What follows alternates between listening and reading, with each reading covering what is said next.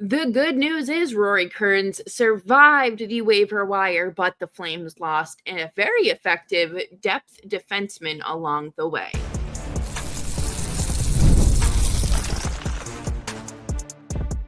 You're Locked On Flames, your daily podcast on the Calgary Flames. Part of the Locked On Podcast Network, your team every day. Hello, everybody, and welcome to today's episode of Locked On Flames. And for the very last time, I am your host, Jessica Belmosto, and thank you so much for joining me. Today will be my last show, but we will not be going out without a bang. So let's talk about it. Today's episode is brought to you by FanDuel. Download the FanDuel app now by visiting FanDuel.com and win $300 in bonus bets if your first $5 bet wins. Today, we are going to be chatting about the waiver wire, the Flames losing Solo but keeping Kerins. What does Jake Bean have on this organization, as well as some updates ahead of the final preseason game, Ryan Huska's extension, and more. Make sure you're subscribed to Locked On Flames wherever you get your podcasts, as well as YouTube. I am sure the next host of this show is going to do an excellent job, and you will all want to follow along. All right, let's dive into this, because I was waiting for the Elliot Friedman tweet notification to see if Kerins cleared. Like, I was waiting for, like, I don't know, maybe like results to a pregnancy test or something. It was so just like my heart was racing, because I figured out of the players that were going to get claimed, it was going to be Kerins, because he is a solid third, fourth line center, and teams need that. So looks like it was actually defenseman Ilya Solovyov who was claimed by Colorado, and my goodness, I understand it. I think that my issue, which we'll get into in a second, is Jake Bean is so ineffective, along with Miramonov, mind you, and you lose Solo, who has like base of NHL experience and has proven himself and is consistent, and you lose him for nothing. But you're perfectly fine keeping in two seventh, eighth defensemen who probably are just AHLers. And I don't think that Solo was the good player to lose. I get it. Does this just kind of fuel the narrative of misuse of young players? Unfortunately, it kind of feels like it, because we talked about all summer long the logjam on the back end, and they knew they were going to have to put Solo on waivers, and they did nothing to prevent that, to make it an option that he wouldn't be placed on waivers. And I personally, again, I think that he is a better defenseman and more effective consistently than Jake Bean and Miramonov. It doesn't make sense to me why this team is so, like, there were trade proposals for Miro last year at the trade deadline. That is when Craig Conroy should have picked him up and kicked him to the curb.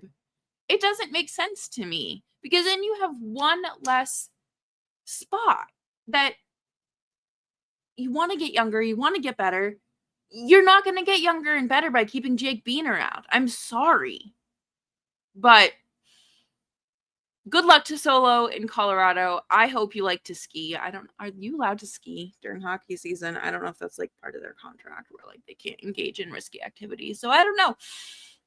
But the Flames are having quite the conundrum when it comes to backup goaltending.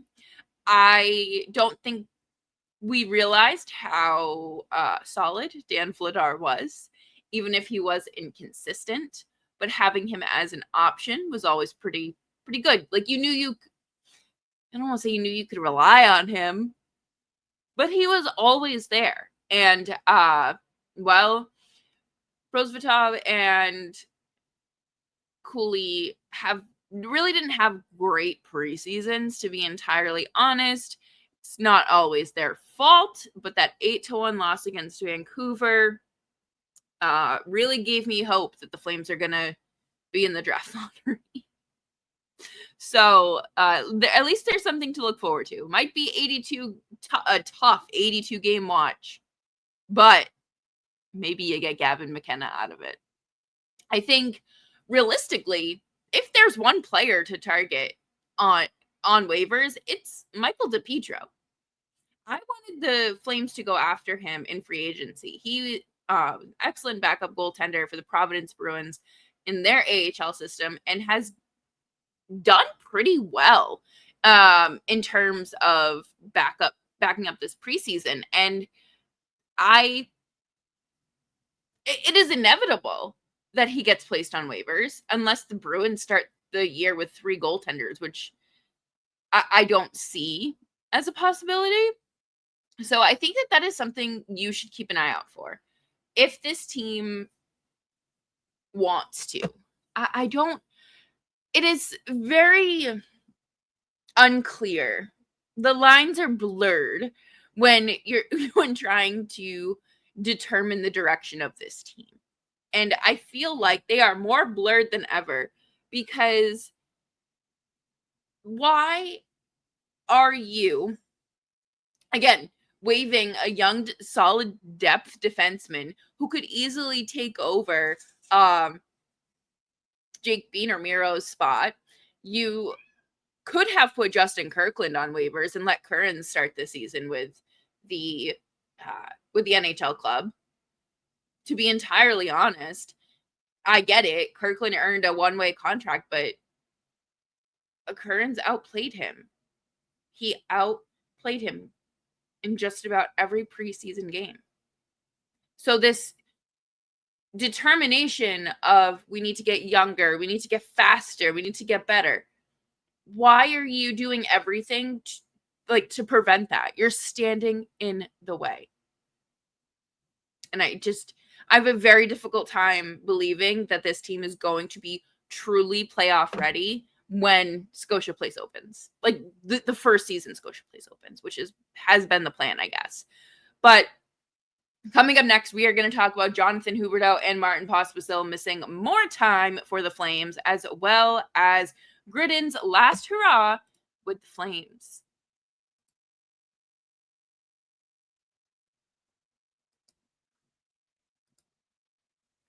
The NFL season is here, and FanDuel has an offer you don't want to miss. Right now, new customers can bet just $5 and get $300 in bonus bets if your first $5 bet wins.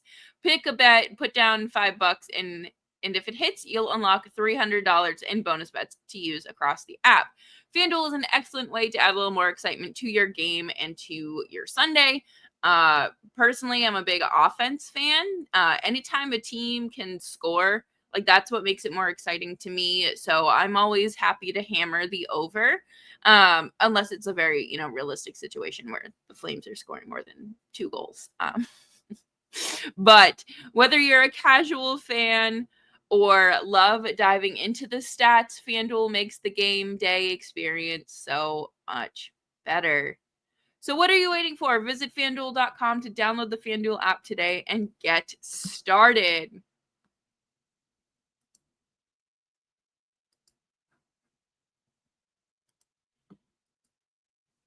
Thank you, everyone, for hanging out with me today on this episode of Locked On Flames. It is quite a bittersweet episode, as it is my last show.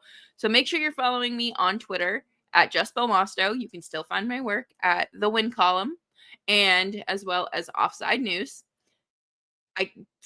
We'll talk about it in a little bit, but just 6 years almost of this show, of hosting it, has been a journey. It has been an absolute honor, and this team has only won 1 playoff round in that entire time. So let's hope these next 6 years for the Flames are a little better. it has been a tough start to the preseason for Jonathan Huberdeau. He came into camp, missed the second day because of maintenance, was dealing with injuries. We didn't really see him much. And then he crashed the net in the game against Vancouver. It looked like he maybe hit his head, went head first, but it also looked like his knee. Two very different parts of the body, I know. But he was not at practice yesterday, and he will be sitting out tonight. Huska says that he is day-to-day, and we'll see. By day-to-day, he means he's ready to go next week. And then Martin Pospisil also got hurt in that game against Vancouver. He got his life rocked by Derek Forber, who was also a Flame for like 2 months back in 2020. But yeah. And then yesterday, he came back to practice. And he ended up getting like a stick up high and injuring himself. He left, which that does worry me because he does have a history of concussions. I really hope that this isn't the case, but one more concussion and he would likely have to retire.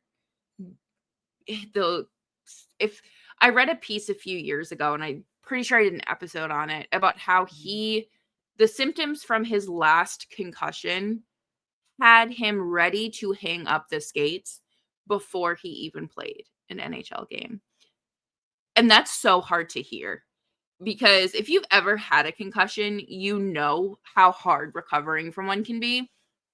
And the fact that he's had 5, and not just like, oops, I bonked my head, but like, I mean, honestly, I had one from bumping my head and on the back of a car seat, like a driver's seat, not hard, wasn't driving or anything.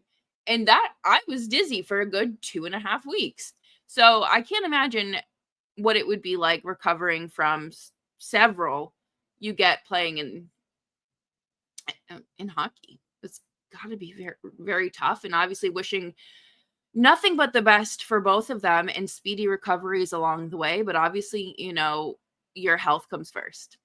I will always advocate for that. I will always say that your physical health is incredibly important, and we know the side effects of concussions. And at some point, I'm not saying that's what's going on, but obviously you got to kind of,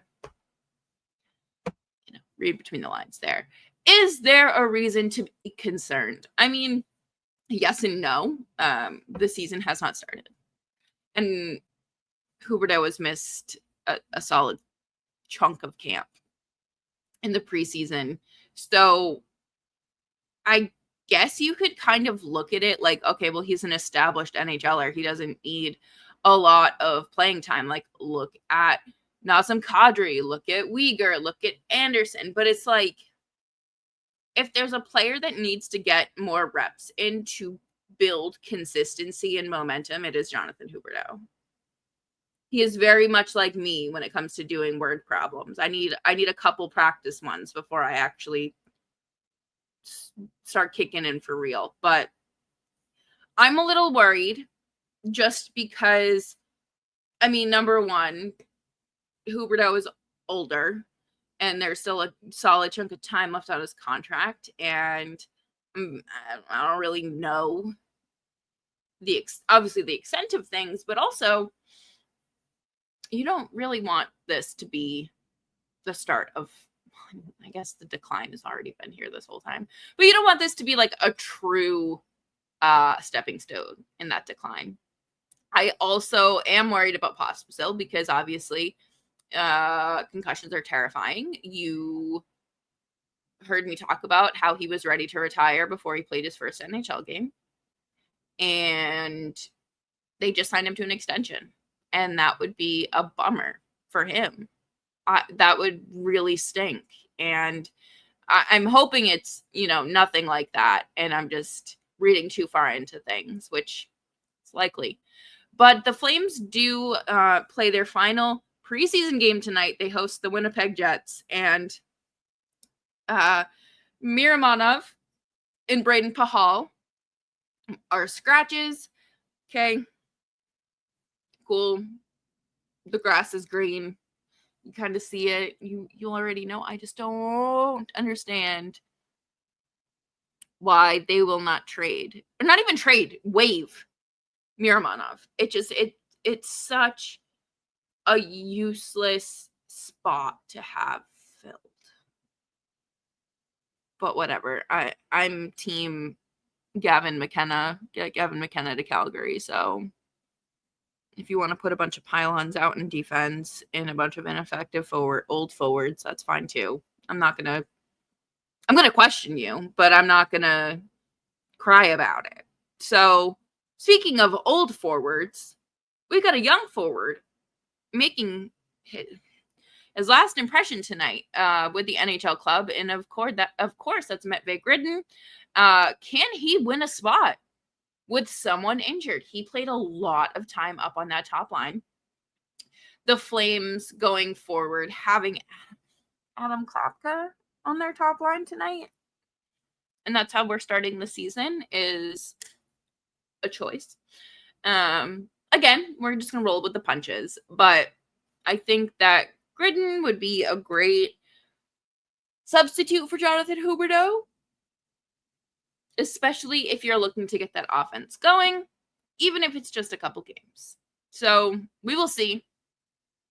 I have very low expectations for this season, and that's fine. I really don't think you need to put the expectation of making the playoffs on this team. The only expectation should be trade Rasmus Andersson and find a way to get Zane Parekh to play more. And, if you want to shoot for the stars, draft lottery pick. But coming up next, we're going to wrap up the show with the breakdown of Ryan Huska's contract extension, and I will say my goodbyes here on Locked On Flames.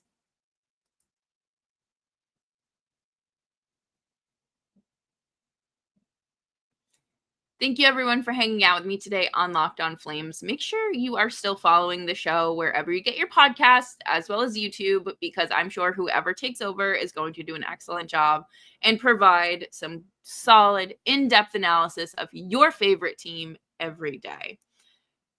Yesterday, it was announced that Ryan Huska signed a multi-year extension, which I found to be very interesting. We knew the one was coming, but it actually happened after. I just think that being like the following move after an 8-1 preseason loss is so funny. There's really no correlation between the two, but just, that being like the response to it is hysterical to me. So he is going to be coaching the Flames through the 2027-2028 season. If he doesn't get fired, I think there would have to be something very big for Huska to get fired. I don't think that Conroy's the type to just like, okay, you're losing, go. I mean, I don't. And plus, I think the players really respect Huska.